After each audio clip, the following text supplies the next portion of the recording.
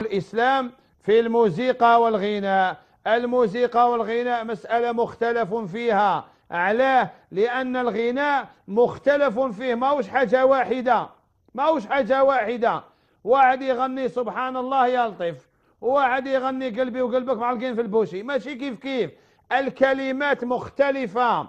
لما اختلفت الكلمات اختلف الحكم. واحد يغني خبزي مخدوم من الشعير، ما هوش مسلف يعلم الناس رجله والنيف. وواحد يغني مع اوريكو ماسياس ويعني في الحرام، ويروح يسطح في المروك، هذه حرام عليه. اما لا محسوب الغناء هذا او موضوع مختلف، فاختلف الحكم. ولذلك العلماء اللي قالوا حلال والاخر اللي قالوا حرام، كل واحد شاف الغناء من زاوية. ولكن المتفق عليه أن الغناء الفاحش حرام، إذا كان فاحش حرام، والباقي مختلف فيه. سائل